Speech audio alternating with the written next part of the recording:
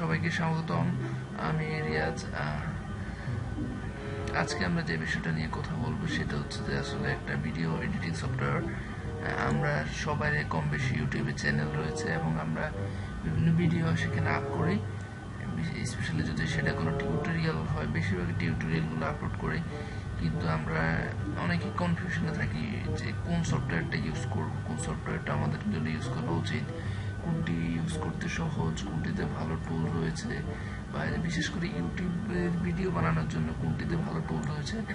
সেক্ষেত্রে আমি যদি সাজেস্ট করবি, আমি অবশ্যই সাজেস্ট করব অনেকগুলো সফটওয়্যার রয়েছে আপনি ব্যবহার করতে পারেন। তার মধ্যে আমি যেটা সাজেস্ট করবো সেটা হচ্ছে Camtasia Studio 8। আপনারা সবাই আশা করি এটা সম্পর্কে জানেন। যারা জানেন না তাদের জন্য আজকের এই ভিডিও। Camtasia Studio হচ্ছে একটি ফ্রি সফটওয়্যার, বাট আপনি এটা বিভিন্ন জায়গা থেকে ফ্রি ডাউনলোড করতে পারবেন। অবশ্যই সেটা আপনি নিজ দায়িত্বে করে নেবেন। আর যদি আপনি বলেন যে একটা লিঙ্ক দেওয়ার জন্য, সেক্ষেত্রে আমি ভিডিও ডিসক্রিপশনে লিঙ্কটা দিয়ে দেব, কিংবা আপনারা এখান থেকেও যেতে পারেন। এটা হচ্ছে সাইটটা হচ্ছে ব্লগটেক। এটা আসলে আমার একটি ইংলিশ সাইট, বলতে টেকনোলজিক্যাল সাইট। এখানে গেলে আপনি অবশ্য Camtasia স্টুডিওর ডাউনলোড লিঙ্কটা পাবেন। এখান থেকে আপনারা এখানে অ্যাপসে ক্লিক করলে এখানে পিসি অ্যাপস একটা অপশন দেখতে পারবেন। পিসি অ্যাপসে ক্লিক করবেন।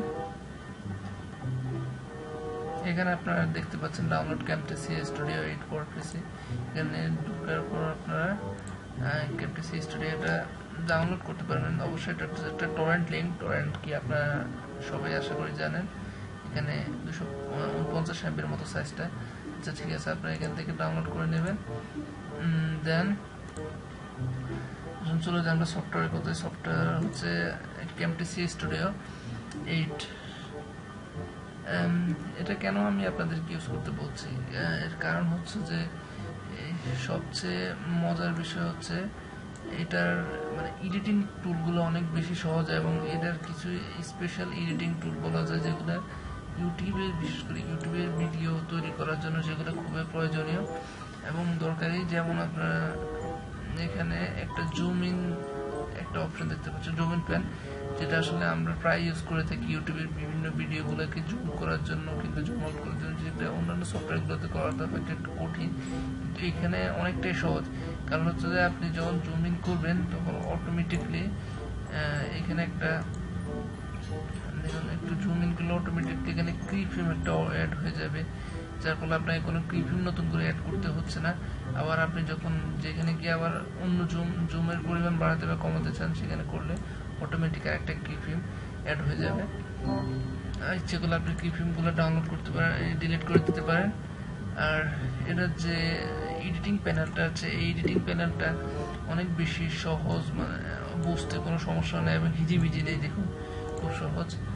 আর এই ক্লিপ বিনিংয়ে আপনার ইম্পোর্ট মিডিয়া, যে মিডিয়াগুলো আপনার ইম্পোর্ট করতে, যে মিডিয়াগুলো নিয়ে আপনারা এডিট করবেন সেগুলো ইম্পোর্ট করতে পারেন।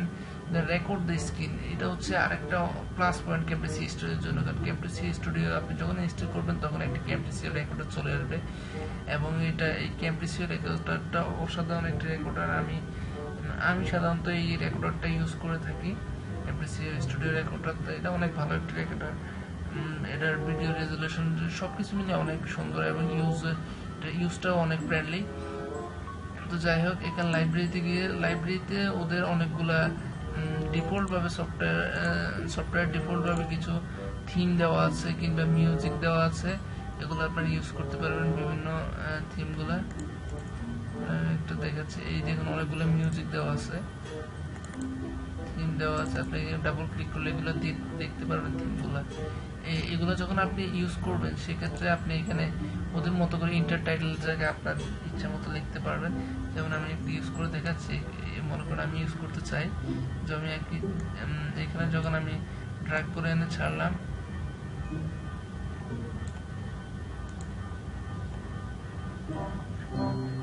ইন্টারটাইটেল, এই দেখো ইন্টারটাইটেল।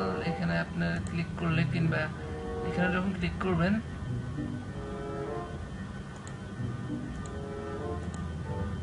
টেক্সটে যখন ক্লিক করবেন, ডাবল ক্লিক করার পর এখানে আপনারা এই দেখতে পারবেন। এখানে গিয়ে আপনি আপনার ইচ্ছা মতো লিখতে পারবেন, যা ইচ্ছা লেখা গেলো এখানে চলে আসবে। আর লেখাগুলো সিলেক্ট করে সাইজ বাড়ানো কমানো কিংবা লেখার স্টাইল চেঞ্জ বোল্ড করা এগুলো অন্যান্য সফটওয়্যারগুলোর মতোই করতে পারবেন। আর এটা হচ্ছে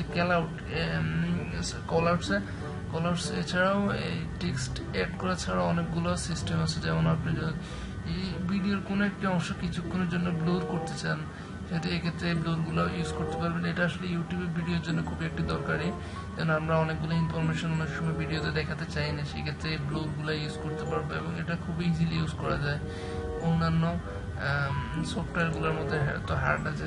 আমরা যদি অ্যাডোবি প্রিমিয়ার প্রোর কথা বলি, প্রিমিয়ার প্রোতে কিন্তু প্রচুর পরিমাণ অপশন রয়েছে এবং সেটা অনেক ভালো একটি সফটওয়্যার, কিন্তু আপনি ইউটিউবের জন্য যদি সেটা ইউজ করেন সেক্ষেত্রে আপনার অনেক বেশি সময় অনেক বেশি অপচয় হবে। তাছাড়া আপনার কম্পিউটার কনফিগারেশনটা অনেক ভালো হতে হবে, যার ফলে তাহলে আপনি ভালোভাবে কাজ করতে পারবেন। কিন্তু এটা আমার মনে হয় এই সফটওয়্যারটা ইউজ করার জন্য আপনার খুব একটা যে ভালো কনফিগারেশন লাগবে তা না। কারণ হচ্ছে যে এটা যে কোনো লো এন্ড পিসিতে আপনি এটা ইউজ করতে পারবেন। আর তাছাড়া এটার ভিডিও রেজুলেশন এখান থেকে চেঞ্জ করতে পারবেন, সমস্যা নেই। আচ্ছা, এখানে আমরা অডিও অপশনটা এখানে অডিও টুলটা অনেক ইজিভাবে দেওয়া হয়েছে। অডিও টুলে যখন আপনি ক্লিক করবেন, এই আপনার ক্লিপগুলোর অডিও চলে আসবে, তখন আপনি এটার অডিও পরিমাণ বাড়াতে কমাতে পারবেন। যদি আপনি কোনো ক্লিপের অডিও কম চান সেক্ষেত্রে কমিয়ে দিবেন কিংবা বাড়িয়ে দিবেন। আর যখন আপনার সিলেক্ট করবেন, এখান থেকে একটা অডিও সিলেক্ট করার পর এখানে অনেকগুলো এডিটিং টুল আছে। আপনার নয়েজ রিমুভ করতে পারবেন, ইউজ করতে পারবেন, ভলিউম আউট করতে পারবেন, ইন করতে পারবেন, অনেক ধরনের অপশন আছে। আপনারা যখন এগুলো ইউজ করবেন বুঝতে পারবেন, কারণ এগুলো খুব একটা হার্ড না যে আপনারা বুঝতে কষ্ট হবে এরকম না, খুব বেশি টিউটোরিয়াল দেখার দরকার নেই, ইউজ করলে আপনারা বুঝতে পারবেন। আর এটা আচ্ছা ট্রান্সলেশন হচ্ছে যে আপনার দুইটা ভিডিও বা দুইটা আপনার যখন ফাইল একটার পর একটা শো করবে, তখন তাদের মধ্যে একটা স্লাইড স্লো সিস্টেম বা অ্যানিমেশন কাজ করবে। এই অ্যানিমেশনটা হচ্ছে ট্রান্সলেশন। এটা হচ্ছে যে যেমন আমি যদি বলি, এখানে হচ্ছে একটা ভিডিও এই হঠাৎ করে চলে এসছে। আমরা যদি এখানে কোনো এভাবে আমরা যদি চাই যে এটা কোনো অ্যানিমেশনের মাধ্যমে আসুক, সেক্ষেত্রে আমরা অ্যানিমেশনগুলো ইউজ করতে পারবো। কারণ এইটা দেখুন, এটা হচ্ছে এইভাবে অ্যানিমেশন। এইটা আমরা ইচ্ছা মতো এখান থেকে দেখে অনেকগুলো অ্যানিমেশন আছে, যে কোনো অ্যানিমেশন ইউজ করতে পারবো। আমি যদি ইউজ করতে সেক্ষেত্রে এটা ড্র্যাগ করে এনে এদের দুজনের মাঝখানে ছেড়ে দেবো। সেক্ষেত্রে আমি যদি এখন ভিডিওটা প্লে করি, আপনারা দেখতেই পাচ্ছেন এরকম অ্যানিমেশন আপনারা যখন ইউজ করবেন তখন আপনারা বুঝতে পারবেন। আর এখানে আরো কতগুলো অপশন আছে। এটা হচ্ছে কার্সর ইফেক্টস। এটা হচ্ছে আপনার মাউসের যদি কোনো ইফেক্ট যোগ করতে চান, মাউসটা যখন মুভমেন্ট করবে ওই মাউসের সাথে আপনারা কোনো একটা কালার বা এরকম কিছু যোগ করতে চান, সেক্ষেত্রে আপনি ইউজ করতে পারবেন, যেটা ইউটিউব ভিডিওর জন্য খুবই আসলে দরকারি একটা বিষয়। ভিজুয়াল এটা হচ্ছে আপনার বিভিন্ন অ্যানিমেশনগুলো নিজে ইচ্ছা মতো তৈরি করতে পারবেন। ভয়েস নারেশন, ক্যাপশন, এগুলো আপনারা যখন ইউজ করবেন তখন আপনারা নিজেই বুঝতে পারবেন যে এগুলো কি করতে হয় না করতে হয়। যার একটা বিষয় হচ্ছে যে আপনারা এখান থেকে রেজুলেশনটা কমিয়ে বাড়িয়ে নিতে পারবেন, সেক্ষেত্রে আপনার প্রয়োজন অনুযায়ী আপনি ভিডিও রেজুলেশন করতে পারবেন। আচ্ছা, এটা হতো গেল এডিটিং। এবার আমরা আরেকটা বিষয়, সেটা হচ্ছে যে আপনি কিভাবে ভিডিওগুলো আউটপুট দিবেন, অর্থাৎ ভিডিওগুলো আপনারা কিভাবে সেভ করবেন। সেক্ষেত্রে আপনারা এই প্রডিউস এন্ড শেয়ারে ক্লিক করার পরে প্রডিউস এন্ড শেয়ার অপশন আসবে, সেখানে আপনার থেকে রেজুলেশনটা সিলেক্ট করতে পারবেন ইচ্ছা মতো। সাধারণত 720 বা 480, যেটা আপনার কতটুকু ফাইল আপনারা চান, কত সাইজের ফাইল চান, তার উপর ডিপেন্ড করে আপনার রেজুলেশনটা সেট করবেন। আমি 720 হলে এনাফ। আর এই সফটওয়্যার আরেকটা সবচেয়ে বড় বিষয় যেটা, সেটা হচ্ছে যে ফাইল সাইজগুলো অনেক ছোট হয়। যদিও ভিডিও রেজুলেশন ভিডিওটা খুব একটা খারাপ হয় না, অর্থাৎ ভিডিওটা রেজুলেশন নষ্ট হয় না, কিন্তু ক্লিয়ার থাকে কি, তারপরে কিন্তু ফাইল সাইজটা অনেক ছোট হয়। যেমন আমি আপনাদের দেখাই, এক্ষেত্রে একটা ভিডিও আমি এটা রেন্ডার করেছিলাম, এটা 4 মিনিটের মতো ভিডিও, আর এটা 480 পিক্সেলে এবং মাত্র 6.65 MB। আমি যদি ভিডিওটা প্লে করি, আপনারা দেখতে পাচ্ছেন এটা আসলে ভিডিওটা কিন্তু অনেক ক্লিয়ার এবং আমার মনে হয় ইউটিউবের জন্য পারফেক্ট ভিডিও। এটা খুব একটা যে আরো বেশি ক্লিয়ার হতে হবে তা না। আর অবশ্যই